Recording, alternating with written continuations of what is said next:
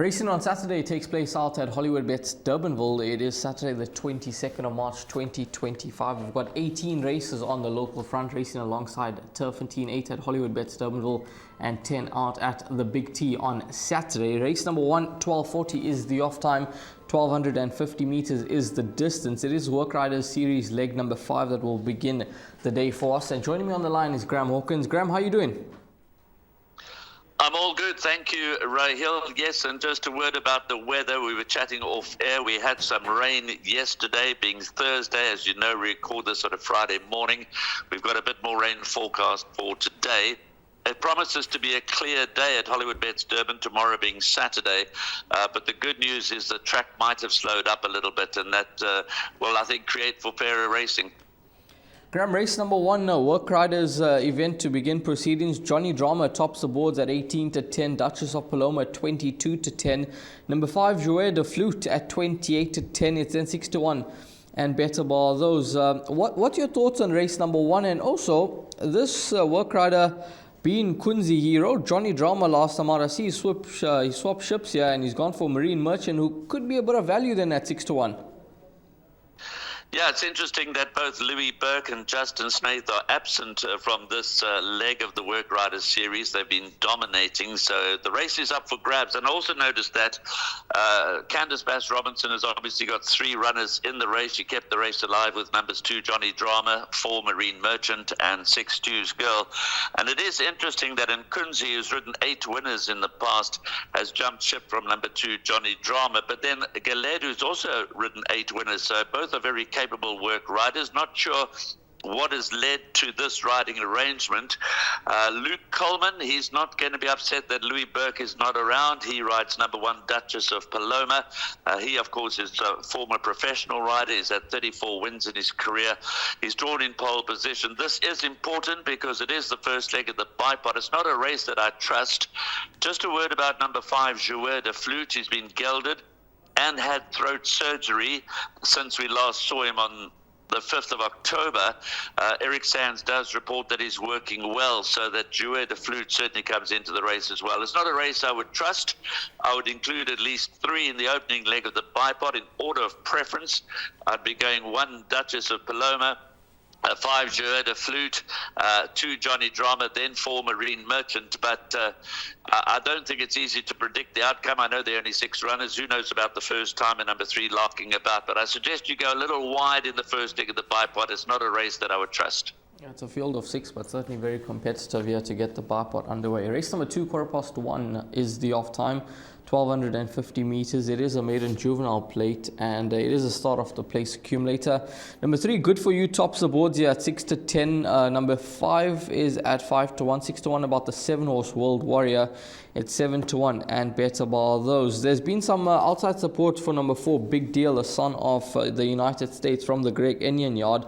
20-1 into 12-1. But Graham, this was Good For You. It's his race to lose after running 4th in the Cape Nursery last time out behind Direct Hit, who I thought won a very, very good race for Alan Krief and Richard Fourie. But this horse, blinkers go on, jumps from gate number 3. There's lots to like about his chances on Saturday.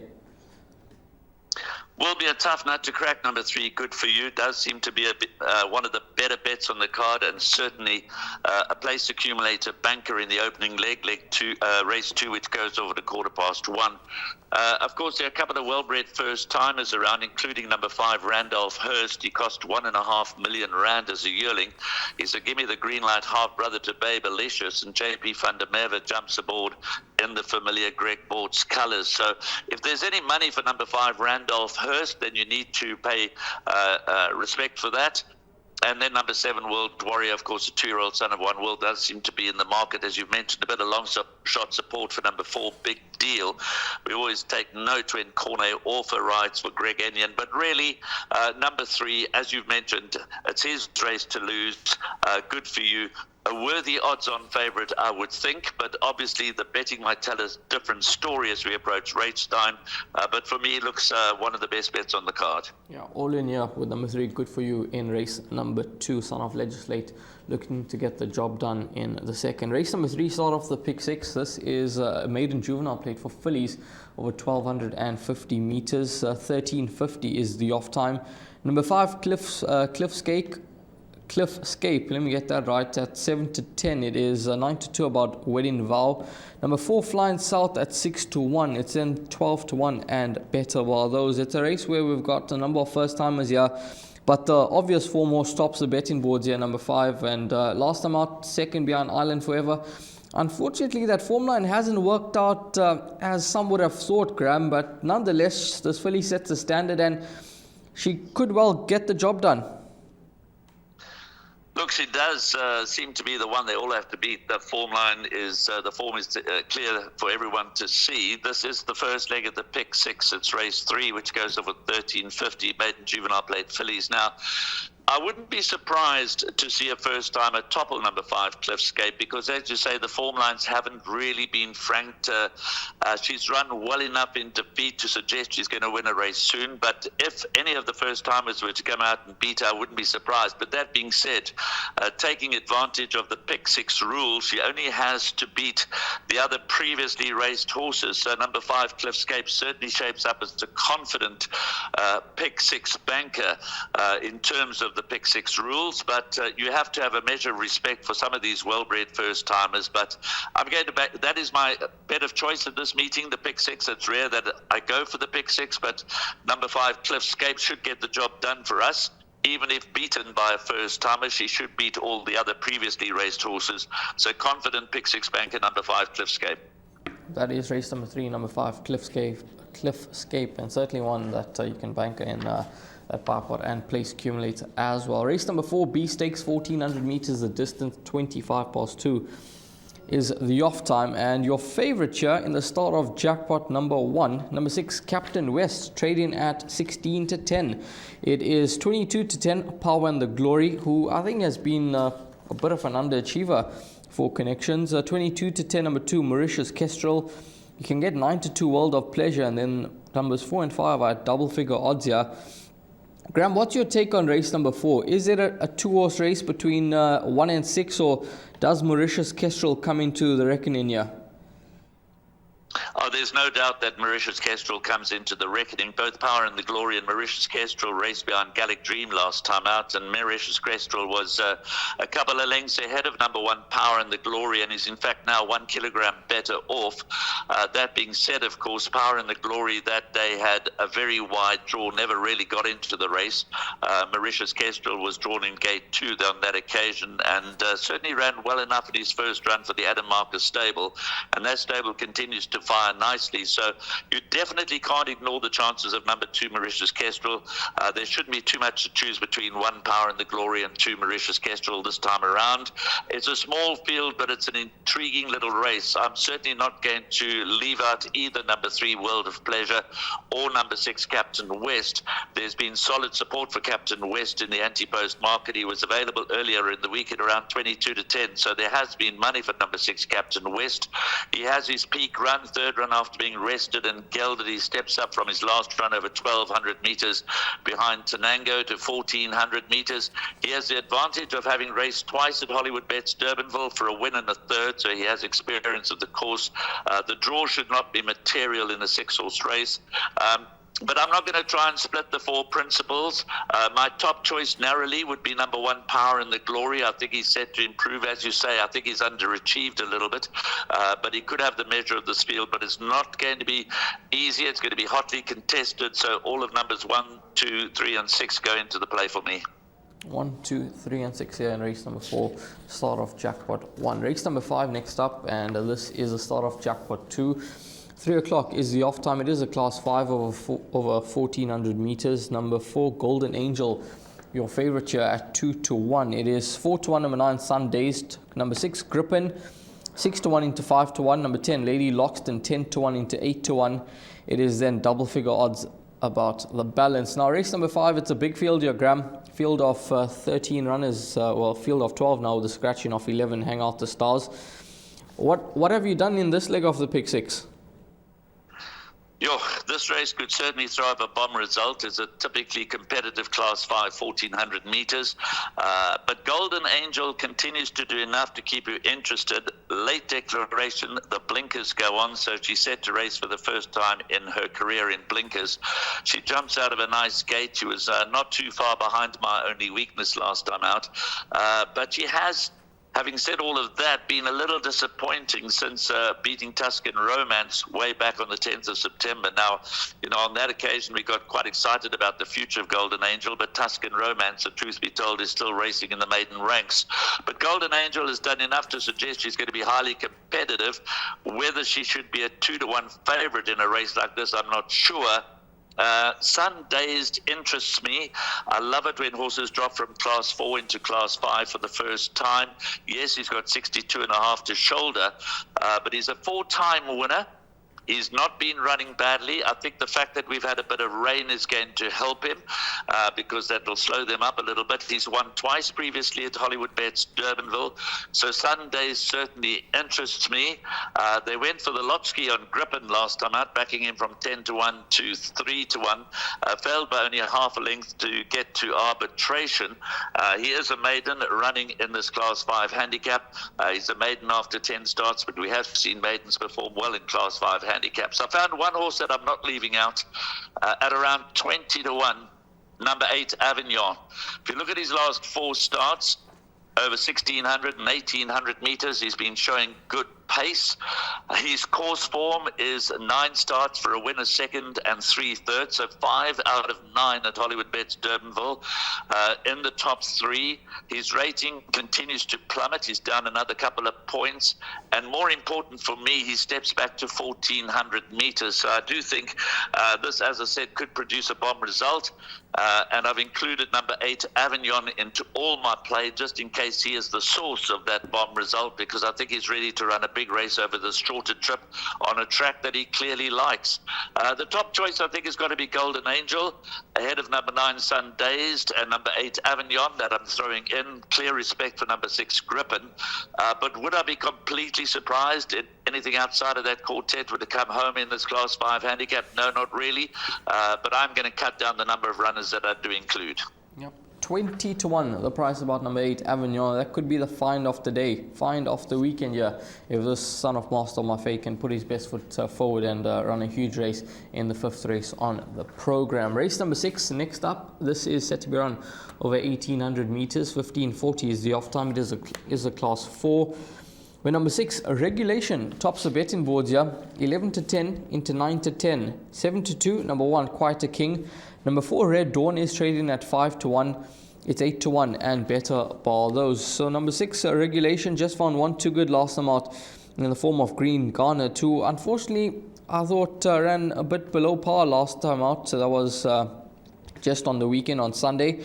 But Graham, this horse will definitely have a big chance now that he steps back up in distance to 1,800 meters. He's of course related to Bulgarian, and he's a 2-time winner with lots of scope for improvement still. No doubt that he's the one to beat, and again, there's been plenty of market activity around number 6, Regulation. There's been money pouring onto him. As you say, he should appreciate stepping up to 1,800 meters.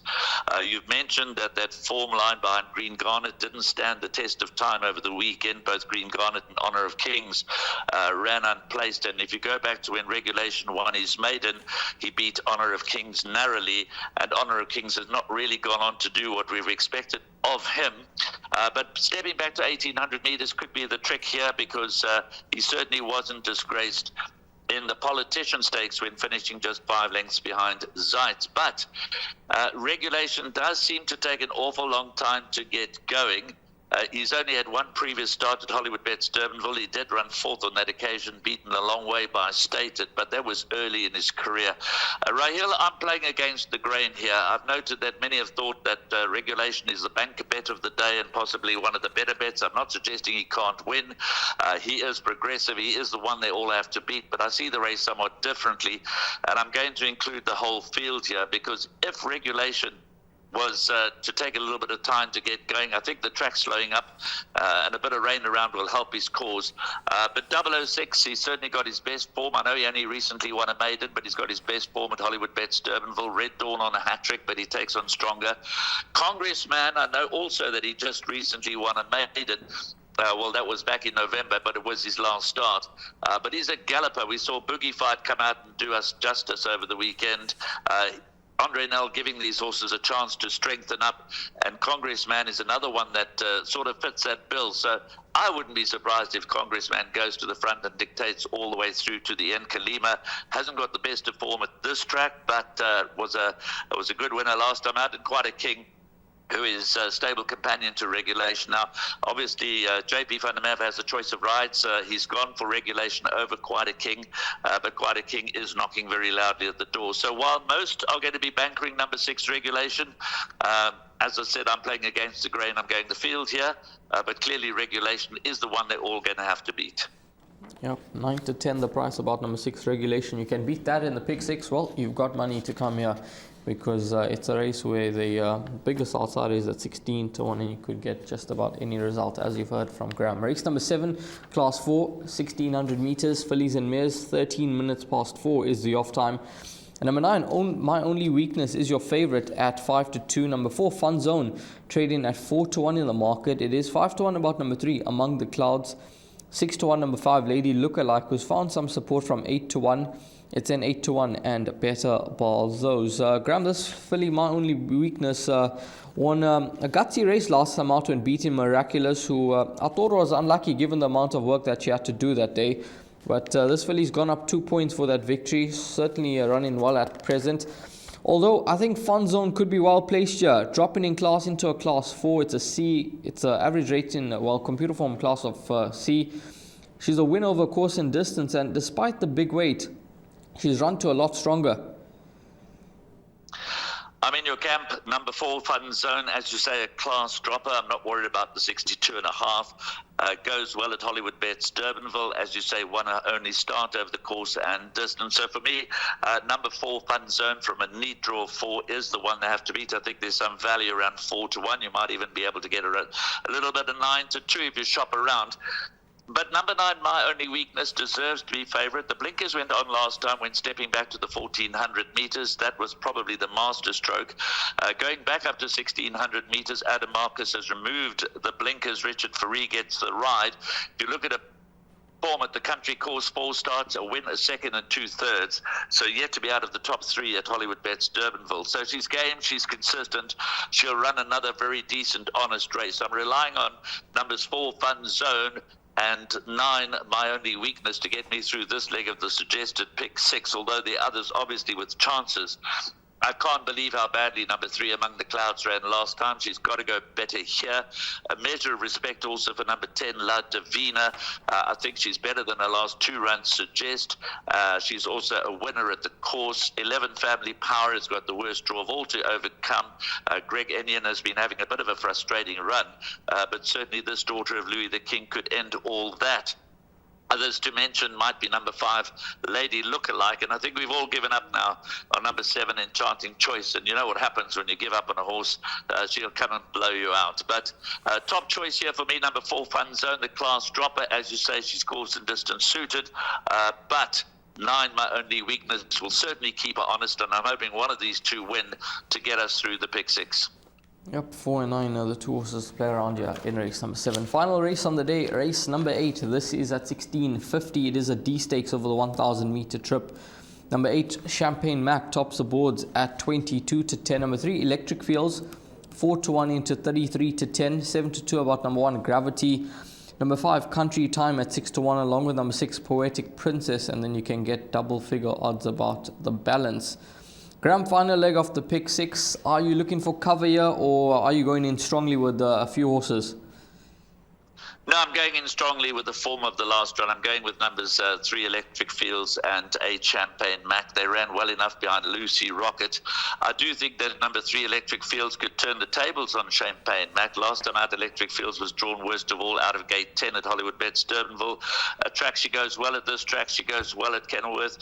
She's holding her form nicely. She goes well for Mpumi and Jorka, and she's drawn in gate 3, so she'll have every chance of turning over the form with number 8 Champagne Mac. But that being said, of course, Richard Ferree retains a ride aboard number 8 Champagne Mac. It's interesting, there are not too many horses around Rahil that Richard Ferree would have ridden 6 times in a row in this sort of class, and he's stuck gamely with number 8 Champagne Mac, and he's yet to win on him. In that spell of the last 6 runs. He's won on him previously, but if you look at the last 6 starts when he's been riding Champagne Mac, so he's obviously determined to get a win out of Champagne Mac for Pit Buerta, so Richard Ferree has another go. I think he's got most to fear from number 3 Electric Fields, but it is a low-grade D stakes. The merit rating, the average merit rating is 58. Blinker's a late declaration go, number 1 Gravity, who's drawn in pole position. 2 Over the Atlantic, a long-time maiden, but he's only got 52 to shoulder, and he could certainly get into the trifecta and quartet money. You know, then you've got the likes of Country Time, Poetic Princess, a recent maiden winner, etc. So it's one of those races, but I'm going to rely on the current form. I'm going to rely that form will stand up, numbers 3 Electric Fields and 8 Champagne Mac to get us through the last. Yep, like race number 7, where we went 2 horses again, yeah, in race number 8, that's numbers 3 and 8. And let's see how it all unfolds, race number 8 on the program. We're going to move along to the suggested bet now. Graham will take us through his suggested bet, which is the pick 6. And that all gets underway with the running of race number 3 at 13:50. Graham, take it away. First leg, banker number 5, Cliffscape, as I say, taking full advantage of the pick 6 rules. We don't have to worry about the first timers. So to survive, Cliffscape's got to beat all the previously raced horses, and she should certainly do that. Race 4, small field, but tricky, including all of numbers 1, 2, 3, and 6, Power and the Glory, Mauritius Kestrel, World of Pleasure, and Captain West. Then going numbers 4, 8, and 9, Golden Angel. And I'm looking for Avignon to boost this pick 6 dividend. Huge respect for Sundazed. If you want to add one more to that list, then add number 6 Griffin, but I've gone 4, 8 and 9. Now this is where I've gone against the grain in race 6. Regulation and odds-on favourite now from 14 to 10 into 9 to 10, but I'm looking to get him beat. Maybe I'm being overly optimistic, but I've got the field there. And then choice in each of the last 2 legs to get us through. Penultimate leg, numbers 4 Fun Zone and 9 My Only Weakness. Last leg, as we just discussed, numbers 3 Electric Fields and 8 Champagne Mac. It's not a huge perm. The pick 6 has the potential always, of course, to pay huge in the Western Cape. We get those bomb results, but I suspect that this one may be quite gettable. Yeah, I like that perm. Just 336 Rand for a full unit, and we've got Graham has gone field in one of the legs as well, and just a matter of surviving the last 2 legs where we've gone light with just 2 horses. But yeah, quite a nice pick 6, Graham, and hopefully the guys get involved and it can be a profitable day's racing on Saturday. Thank you so much, Rahil. Always nice to chat to you. All the best with racing on Saturday out at Hollywoodbets Durbanville.